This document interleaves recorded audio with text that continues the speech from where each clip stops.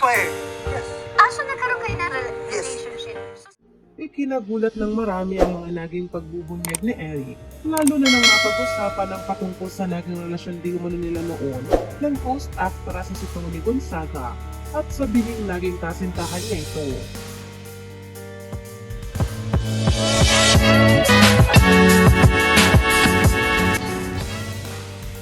Usap-usapan ngayon sa social media ang revelasyon isinuwalat ng aktor at dating miyembro ng grupong Popings na si Eric Proctuso sa talk show ng GMA7 na Sarap Diba na pinangungunahan ni Carmina Villarreal. Pagbubunyag pa ni Eric kung i-estimate niya raw ang buong taon ng ligawan at in-a-relationship stage nila ni Tony, aabot daw ito ng 3 taon.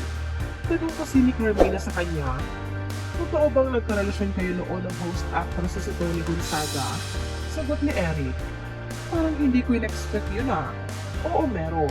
Siguro rough estimate lahat-lahat, kasama na yung wala lang, tsaka yung may commitment, siguro mga almost 3 years.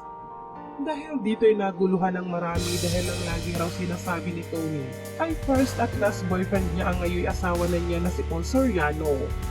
Ayon pa sa ulat ng pep.ph noon, sinabi ni Tony na answered prayer daw para sa kanya si Paul at ipinagpaalam niya pa raw ito kay Mami Tintin bago niya ito sagutin. Pag-amin pa niya sa interview, first boyfriend nga raw niya si Paul at hindi niya raw ito inatago, lalo't nai-issue raw siya noon na tomboy siya dahil sa dami ng mga nanligaw sa kanya na kanya rin pinaste. Mga pahayag noon ni Tony, may boyfriend na ako, si Direk Paul. It's a 1-month relationship and sobrang saya. He's my first boyfriend. I didn't get into this relationship because may issue na tibo ako or whatever.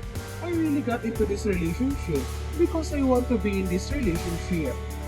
Kaya naman ngayong sinabi ni Eric na naging magkasintahan nga di umano sila ni Tony, tanong ng marami kung sino ang nagsasabi ng totoo.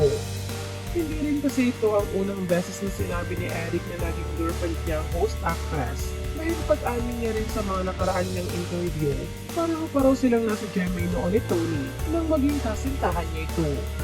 Gayun pa man, binalikan din ng ilan ng paliwanag doon ni Tony tungkol sa totoong namagitan sa kanila ni Eric kung saan sinabi nitong nagkaroon sila ng mutual understanding. Lalo't isa raw si Eric sa mga malalapit na lalaki sa kanya noong nasa GMA pa siya, ngunit itinanggi niyang masikip pa sa MU ang namagitan sa kanila ng aktor. Dahil paliwanag niya, manligaw daw ito sa kanya noong 15 years old pa lamang siya, ngunit hindi raw ito natuloy sa isang relasyon dahil wala pa din daw sila sa tamang edad noong time na yun. Sa kabila naman ng pag-claim ni Eric na naging kasintahan niya si Tony, inamin naman niyang walang anumang physical touch na nangyari sa kanila ng host-actress.